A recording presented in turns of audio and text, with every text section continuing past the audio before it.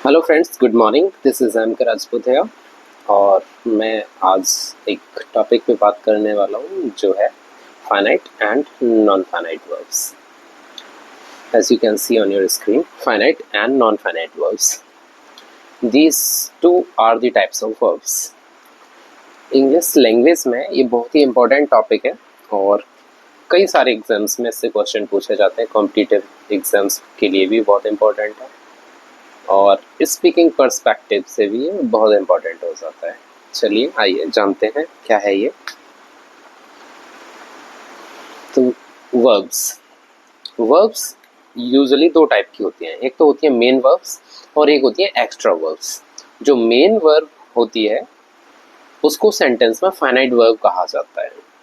Sentence की जो main verb होती है उसको फाइनाइट वर्ब कहा जाता है और सेंटेंस में जो एक्स्ट्रा वर्ब होती है उसको नॉन फाइनाइट वर्ब कहते हैं। हालांकि डेफिनेशन और भी है, आगे समझेंगे। नॉन फाइनाइट वर्ब्स अगेन तीन टाइप की होती है। वर्ब्स दो टाइप के होते हैं, finite and non finite. And non finite verbs तीन टाइप के होते हैं। कौन कौन से टाइप होते हैं देखिए। पहला होता है इन्फिनेटिव। इन्फिनेटिव क्या होता है? To plus V1. टू के साथ जब वर्ब की फर्स्ट फॉर्म का यूज आपने कई जगह देखा होगा, I want to play, I like to study, तो टू प्लस वी1 होता है, उसे इन्फिनेटिव कहते हैं। जेरेंट, वर्ब की जो आईएनजी फॉर्म होती है और नाउन की तरह यूज होती है, जैसे कि आई लाइक स्विमिंग। अगर आप टू के साथ यूज करते हैं आई लाइक टू स्विम तो इन्फिनेटिव हो जाता है, लेकिन आई लाइक स्विमिंग जब आप बोलते हैं तो ये जेरेंट हो जाता है, नाउन की तरह यूज होता है। देन आता है पार्टिसिपल। तीसरा टाइप होता है पार्टिसिपल। तो इस तरह से नॉन फाइनाइट वर्ब तीन टाइप के होते हैं, infinitive, Geraint and participle. Participles जो है वर्ब और एडजेक्टिव की तरह काम करते हैं। पार्टिसिपल्स जो है वो तीन टाइप के होते हैं। कौन कौन से होते हैं? पहला होता है present participle, past participle and perfect participle. तो पार्टिसिपल्स अगेन तीन टाइप के हैं, present, past and perfect participle. Okay, तो ये वाली स्लाइड आपको अच्छे से लर्न कर लेनी है आगे बढ़ने से पहले। वर्ब्स दो टाइप के होते हैं, finite verb and non finite verbs.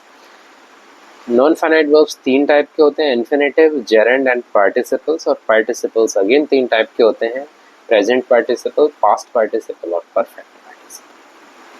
तो सबसे पहले हम ये समझेंगे कि फाइनाइट और नॉन फाइनाइट वर्ब्स में डिफरेंस क्या होता है। तो आइए देखते हैं फाइनाइट वर्ब्स क्या होते हैं। फाइनाइट वर्ब्स ऐसे वर्ब्स होते हैं जो बाउंड होते हैं अपने सब्जेक्ट से। तो finite verbs are the verbs that are bound to their subjects. क्या कहना चाहते हैं यहाँ पे? यानी कि अगर कोई वर्ब सब्जेक्ट के अकॉर्डिंग अपना फॉर्म चेंज कर ले तो वो फाइनाइट वर्ब होती है। फॉर एग्जाम्पल सेंटेंस देखिए, आई लव मैंगोज। यहाँ पे लव, अगर हम सब लव वर्ब का सब्जेक्ट चेंज करते हैं आई, जो कि एक प्लूरल सब्जेक्ट है, अगर हम यहाँ पे सिंगुलर सब्जेक्ट लेके आए तो क्या वर्ब चेंज होगा? देखते हैं। She loves mangoes. तो शी जो कि एक सिंगुलर सब्जेक्ट है और सी के साथ हमने लव का लव्स हो गया। यानी कि ऐसी वर्ब जो अपने सब्जेक्ट खुद के चेंज होने पर खुद भी चेंज हो जाए वो कहलाती है फाइनाइट वर्ब। आई होप ये क्लियर हुआ होगा। वर्ब जो है वो टेंस से भी बाउंड होता है। Here love is a finite verb as it changes according to its subject I and C. तो आई के according plural subject plus plural verb और singular subject plus singular verb, तो ऐसे वर्ब को हम फाइनाइट वर्ब कहते हैं। Next देखिए, फाइनाइट वर्ब जो है अपने टेंस से भी बाउंड होता है। Finite verbs are bound to tenses too, यानी कि टेंस से भी बंधे होते हैं। कहने का मतलब क्या है? अगर आप टेंस चेंज करोगे सेंटेंस में तो वर्ब का फॉर्म भी चेंज होगा, और अगर वर्ब का फॉर्म चेंज होता है तो वो फाइनाइट वर्ब होगा। For example, Riya cooks food. यहाँ पे वर्ब है कुक्स, अगर हम टेंस चेंज करेंगे तो क्या वर्ब भी चेंज होगा? रिया कुक्ड फूड, हमने टेंस को पास्ट टेंस में चेंज किया तो कुक्स का हो गया कुक्ड। तो दैट इज वाई कुक जो है यहाँ पे वो एक फाइनाइट वर्ब है, क्योंकि ये टेंस के हिसाब से चेंज हो रहा है। अगर आप इसका सब्जेक्ट बदल देंगे तब भी ये चेंज हो जाएगा। आई, अगर मैं खाना पकाता हूँ I would say I cook food, तो ये कुक हो जाएगा। तो वर्ब अगर चेंज होती है सब्जेक्ट के अकॉर्डिंग या टेंस के अकॉर्डिंग तो कहलाती है फाइनाइट वर्ब। तो here cook is a finite verb as it changes according to its tense, right. इस नोट को जरूर याद रखिएगा कि without finite verb we can not frame a sentence. अगर सेंटेंस में फाइनाइट वर्ब नहीं होगी तो वो सेंटेंस नहीं होगा। अगर आप सेंटेंस बनाना चाहते हैं तो एक फाइनाइट वर्ब का यूज जरूर करेंगे। ओके गाइस, चलिए अब हम बात करते हैं नॉन फाइनाइट वर्ब्स की। अभी हमने फाइनाइट वर्ब देखा। फाइनाइट वर्ब क्या होते हैं? ऐसे वर्ब जो सब्जेक्ट के अकॉर्डिंग चेंज हो जाते हैं और टेंस के अकॉर्डिंग चेंज हो जाते हैं। तो ऑब्वियसली इतना अंडरस्टूड है कि नॉन फाइनाइट वर्ब्स ऐसे वर्ब्स होंगे जो सब्जेक्ट और टेंस के अकॉर्डिंग चेंज नहीं होंगे। देखिए, verbs that are not bound to their subject and tenses, यानी कि ऐसे वर्ब्स जो अपने सब्जेक्ट से भी बंधे हुए नहीं होते और टेंस से भी बंधे हुए नहीं होते। आप सब्जेक्ट बदल दो तब भी वो चेंज नहीं होगा और टेंस बदल दोगे तब भी उसका फॉर्म चेंज नहीं होगा। देखिए, रेहाना लाइक्स सिंगिंग, तो यहाँ पे दो वर्ब हैं, पहला है लाइक्स और दूसरा है सिंगिंग। अब हम सेंटेंस में सब्जेक्ट चेंज करके देखते हैं। आई लाइक सिंगिंग, लाइक्स का लाइक हो गया है लेकिन सिंगिंग जो है वो यहाँ पे सिंगिंग ही है, ये सब दिखाई दे रहा होगा।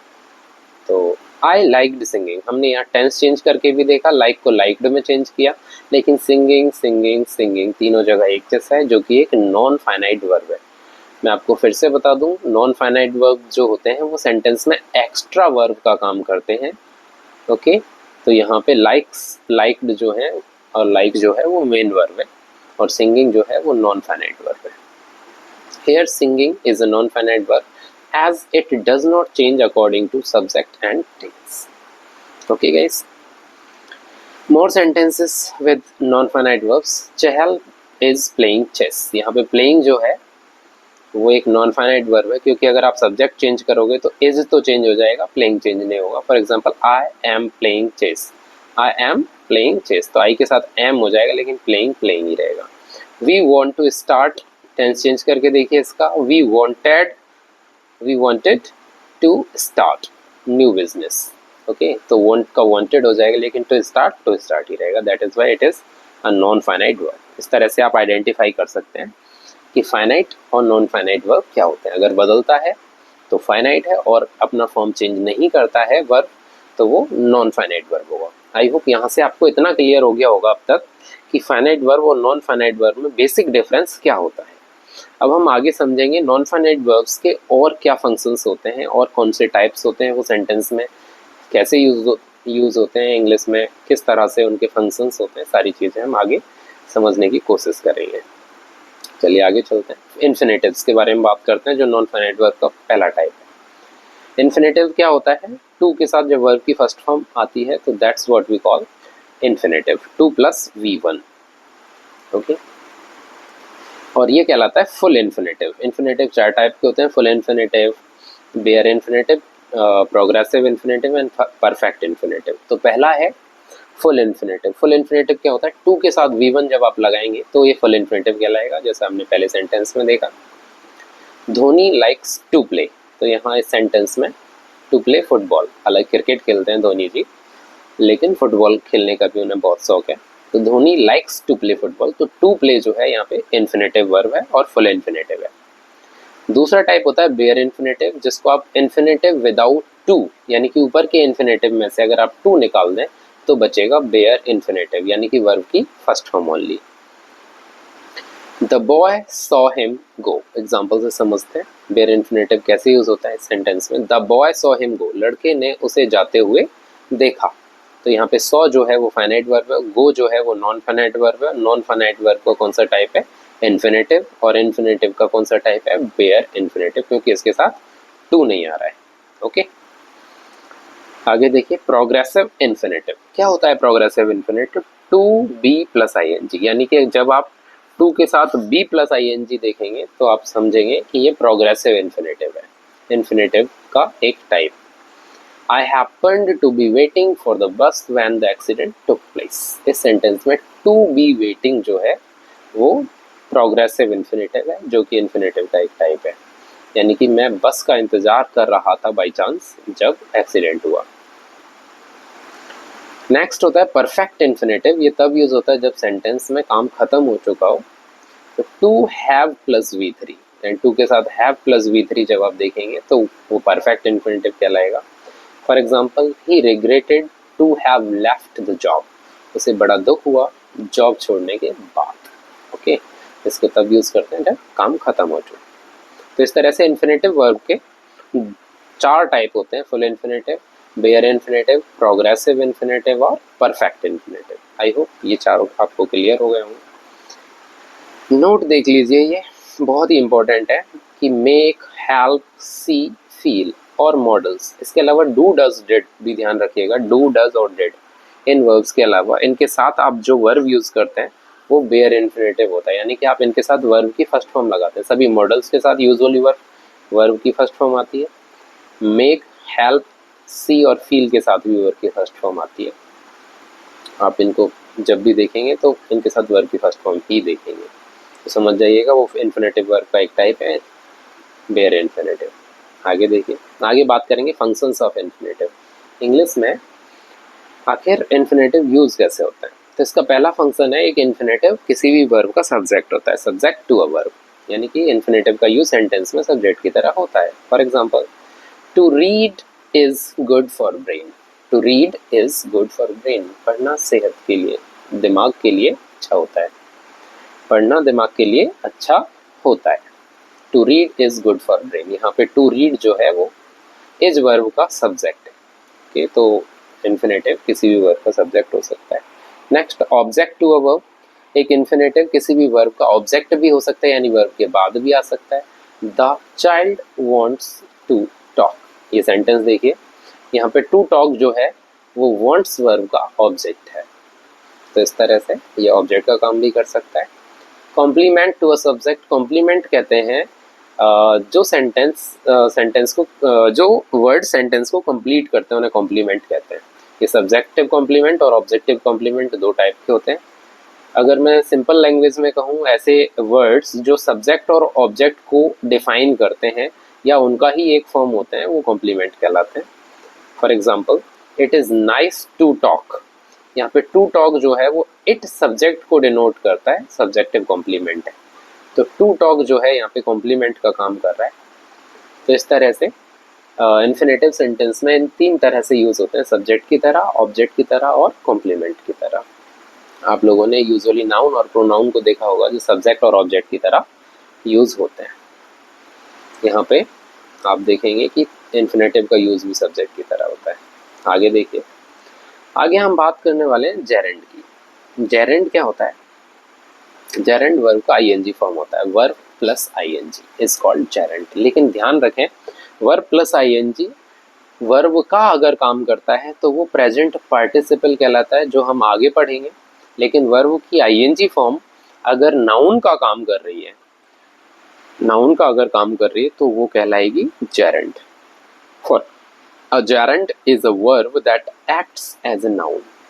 जैसा मैंने कहा, जेरेंड एक वर्ब का फॉर्म होता है जो नाउन का की तरह काम करता है सेंटेंस में, and ends in ING like seeing and walking. और भी ईसीटी, ये गलती से ईसीटी हो गया है, it should be ETC. Okay,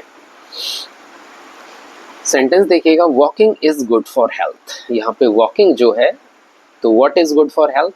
walking. Walking यहाँ पे वर्ब ना होकर के ये सब्जेक्ट है सेंटेंस में और जेरेंड है।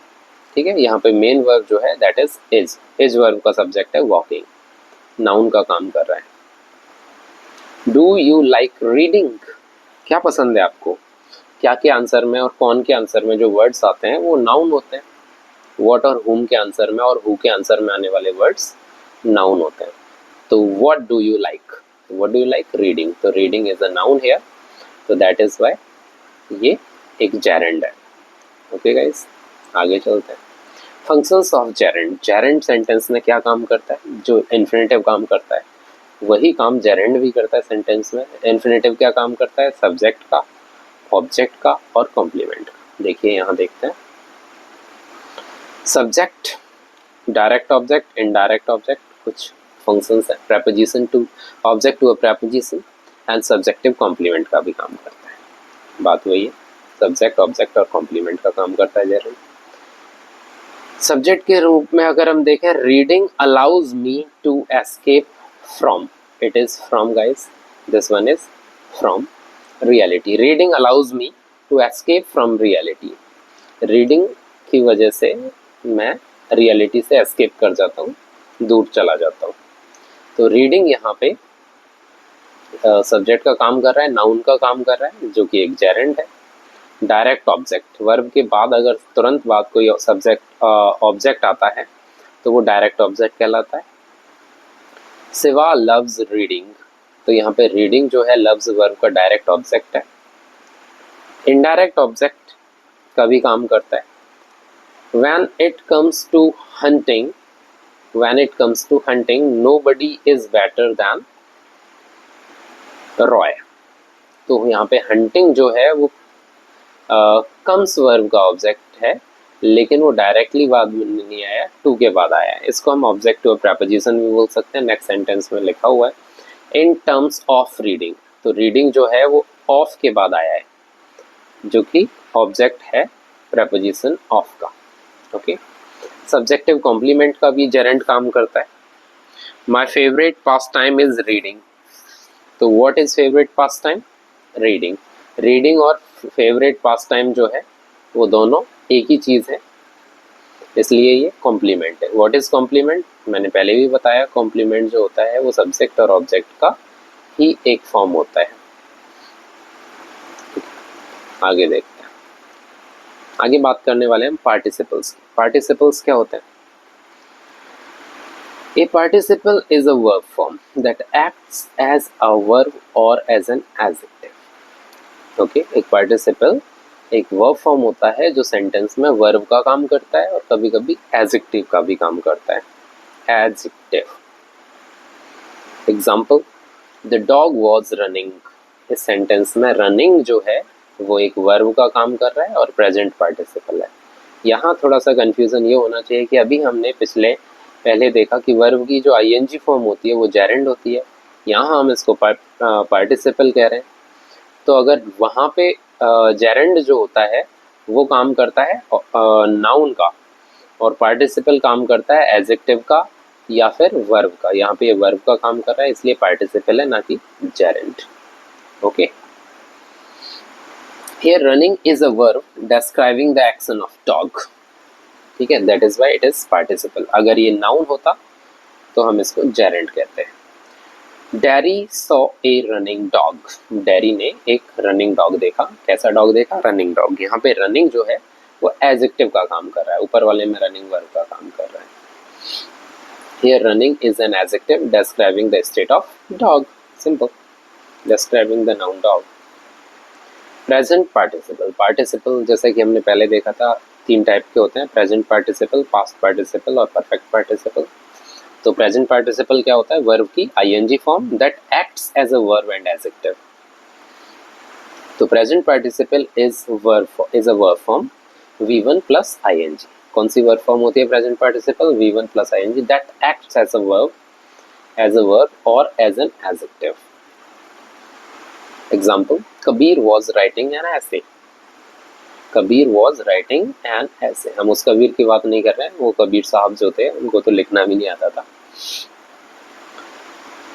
तो कबीर वॉज राइटिंग एन ऐसे, यहाँ पे राइटिंग जो है कबीर का एक्शन है जो कि एक वर्ब है, और वर्ब है तो ऑब्वियसली प्रेजेंट पार्टिसिपल है। अगर नाउन होता तो जेरेंड होता। फिर से बता देता हूँ एक और example, seeing a lion he ran away. शेर को देखकर वह भाग गया। यहाँ पे सीइंग यानी कि ही का एक्शन है, सीइंग देखा और भाग गया। यहाँ पे ही ने 2 एक्शन किए, पहले शेर को देखा और फिर भाग गया।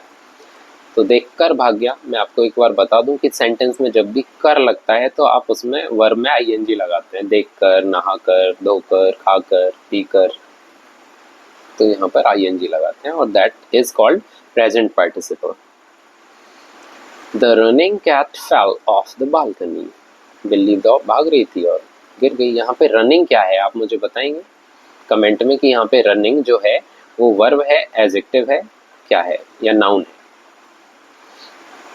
देखिए, अब ये जो कन्फ्यूज़न था, इतनी देर से मैं बात कर रहा था कि जेरेंड और प्रेजेंट पार्टिसिपल की में क्या डिफरेंस होता है, क्योंकि दोनों एक जैसे होते हैं, दोनों ही वर्ब के आईएनजी फॉर्म होते हैं। तो जेरेंड है अगर नाउन का काम करता है, अगर वर्ब और एडजेक्टिव का काम करता है वर्ब का आईएनजी फॉर्म, तो ये होगा present participle. Teaching is my passion. Teaching is my passion. यहाँ पे टीचिंग जो है इस वर्ब का सब्जेक्ट है और नाउन है। मैं आपको एक बार बता दूं, नाउन जो है वो व्हाट, हु और whom के आंसर में आता है। यहाँ पे what is my passion, teaching, तो एक नाउन है। आई एम टीचिंग इंग्लिश, ये मेरा यहाँ पे टीचिंग जो है मेरा एक्शन है। एक्शन वर्ड्स वर्ब होते हैं, तो ये वर्ब है तो प्रेजेंट पार्टिसिपल है। नेक्स्ट सेंटेंस देखिए, seeing is believing. Seeing is believing, यहाँ पे दोनों ही जो है वो नाउन का काम कर रहे हैं। What is believing, seeing. What is seeing, believing, यानी कि देखने को ही हम वर्ब कहते हैं, तो सॉरी देखने को ही हम बिलीव कहते हैं, ठीक है। The walking man saw a tiger, यहाँ पे वॉकिंग मैन को डिस्क्राइब कर रहा है, यानी कि इसका एडजेक्टिव है, और एडजेक्टिव है तो ये प्रेजेंट पार्टिसिपल है, नाउन होता तो जेरेंड होता, सिंपल। चलिए अब हम बात करते हैं पास्ट पार्टिसिपल के बारे में। क्या होता है पास्ट पार्टिसिपल? पास्ट पार्टिसिपल होता है, past participle is a verb form, okay. Verb की थर्ड फॉर्म जो होती है वो पास्ट पार्टिसिपल कहलाती है। That acts as a verb और एज एन एडजेक्टिव, यानी कि जब वर्ब की थर्ड फॉर्म या तो वर्ब का काम करेगी या फिर एडजेक्टिव का काम करेगी तो आप इसको पास्ट पार्टिसिपल बोलेंगे। एग्जाम्पल देखिए, the carpenter has fixed the damaged wall. यहाँ पे दो बार वर्ब की थर्ड फॉर्म का यूज हुआ है। First one is fixed, has had के साथ हमेशा वर्ब की थर्ड फॉर्म आती है, has fixed the damaged wall. तो यहाँ पे फिक्स्ड जो है, ये फिक्स्ड जो है इट इज द V3, और यहाँ पे ये वर्ब का काम कर रही है, और डैमेज्ड जो है यहाँ पे वॉल को डिस्क्राइब कर रही है। डैमेज्ड यहाँ वर्ब वॉल को डिस्क्राइब कर रही है जो कि एक एडजेक्टिव है, यानी कि एक ही सेंटेंस में हमने वर्ब की थर्ड फॉर्म को एक वर्ब के फॉर्म में भी देख लिया और एक एडजेक्टिव के फॉर्म में भी देख लिया, okay. In the above sentence, the verb fixed acts as a verb and damaged acts as an adjective, और दोनों ही फॉर्म में क्या होता है, पास्ट पार्टिसिपल होता है। The window is broken, broken जो है विंडो की क्वालिटी है, ओके। क्वालिटी है तो एडजेक्टिव है, और एडजेक्टिव है तो पास्ट पार्टिसिपल है। Broken is an adjective describing the noun, it's an O-U-N guys, okay। And noun window, window को डिस्क्राइब कर रहे हैं यहाँ पे ब्रोकन, तो इसलिए पास्ट पार्टिसिपल। अब हम बात करने वाले परफेक्ट पार्टिसिपल की। Perfect participle is a verb form having plus V3, यानी कि जब आप सेंटेंस में हैविंग के साथ वर्ब की थर्ड फॉर्म देखेंगे तो समझ जाना कि ये परफेक्ट पार्टिसिपल है। That is used to describe an action completed before another action. क्यों यूज करते हैं परफेक्ट पार्टिसिपल का सेंटेंस में? Used to describe an action that was completed before another action, यानी कि एक एक्शन जो पहले हो चुका था। जैसे कि खाना खाने के बाद मैं मार्केट गया, तो having eaten my food I went to market. Example देखिए, having eaten my supper, supper कहते हैं डिनर को, हैविंग ईटन माय सपर और dinner I went for a stroll, stroll मतलब घूमने, walk, I went for a walk, stroll का मतलब walk होता है। तो having eaten my supper I went out for a stroll, तो यहाँ पे हैविंग ईटन जो है वो परफेक्ट पार्टिसिपल है जो खाना खाने के बाद को डिस्क्राइब कर रहा है। The insects having woken up at sunset the garden came alive, तो पहले इंसेक्ट्स जो थे वो जागे, उसके बाद जो गार्डन था वो अलाइव हो गया, यानी कि लगने लगा कि गार्डन में थोड़ी जान है, अच्छा लगने लगा। हैविंग वॉकन अप जो है यहाँ पे परफेक्ट पार्टिसिपल है। तो आई होप यहाँ से आपको परफेक्ट पार्टिसिपल भी क्लियर हो गए होंगे। एक्स्ट्रा थोड़ी सी इन्फो हम देख लेते हैं, क्या है देखिए। We can use infinitive, infinitive क्या होता है, 2 + V1 and participles to join sentences, यानी कि हम नॉन फाइनाइट वर्ब के इन टाइप्स को, जेरेंड को छोड़ के हम यूज कर सकते हैं सेंटेंसेस को ज्वाइन करने के लिए भी, यानी कि कंजंक्शंस की तरह यूज कर सकते हैं। देखिए, by using an infinitive 2 + V1 to express purpose, यानी कि आप अगर 2 + V1 से दो सेंटेंसेस को जोड़ेंगे तो वो सेंटेंस पर्पस वाले सेंटेंस होने चाहिए।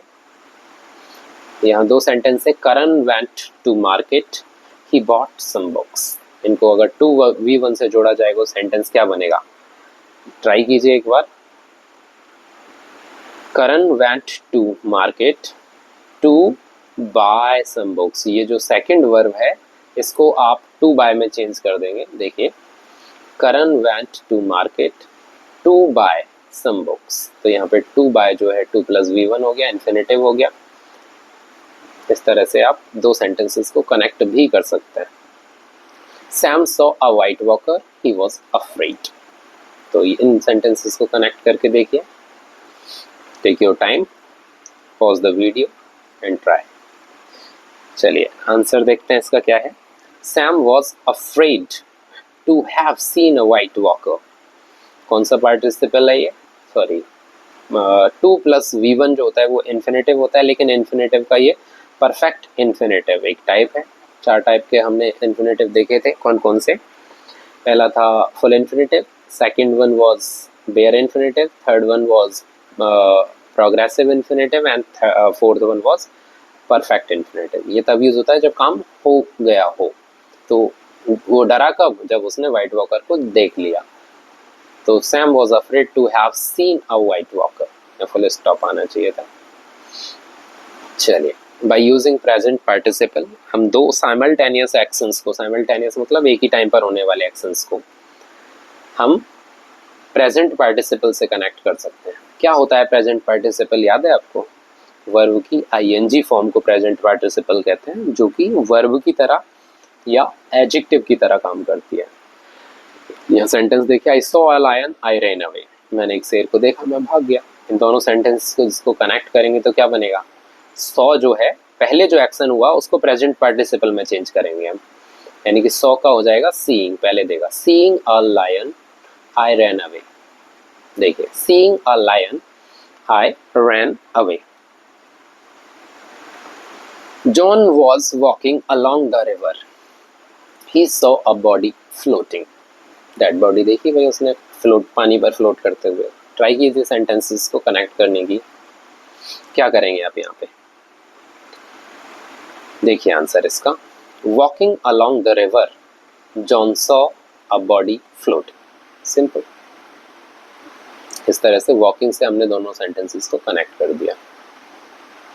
बाय यूजिंग पास्ट पार्टिसिपल, क्या होता है पास्ट पार्टिसिपल? वर्ब की थर्ड फॉर्म, जो कि वर्ब का और एडजेक्टिव का काम करती है। तो क्या हम इसको कंजंक्शन की तरह यूज कर सकते हैं सेंटेंसेस को कनेक्ट करने के लिए? देखते हैं। They have found your phone, you lost it yesterday. दो सेंटेंसेस हैं, इनको कैसे कनेक्ट किया जाएगा? देखिए, they have found your lost phone, काफी सही सेंटेंस है। I have reset your password, you forgot it. तो इस सेंटेंस को आप कनेक्ट करेंगे और कमेंट में इसका आंसर देंगे कि ये कैसे कनेक्ट होगा। ओके गाइज, सो इस वीडियो में इतना ही। आई होप यहाँ आपको समझ में आया होगा हमने क्या बातें की थी। हमने बात की कि नॉन फाइनाइट वर्ब क्या होता है, फाइनाइट वर्ब क्या होता है, दोनों में क्या डिफरेंस होते हैं। हमने बात की कि नॉन फाइनाइट वर्ब के कितने टाइप होते हैं। हमने बात की कि नॉन फाइनाइट वर्ब के जो 3 टाइप होते हैं, इन्फिनेटिव, जेरेंड, पार्टिसिपल्स, उसमें से पार्टिसिपल्स के कितने टाइप होते हैं, उन सब की फंक्शनिंग क्या होती है, ये सब हमने इस वीडियो में देखा। अगर वीडियो अच्छा लगा हो तो like, share and subscribe please. Thank you so much.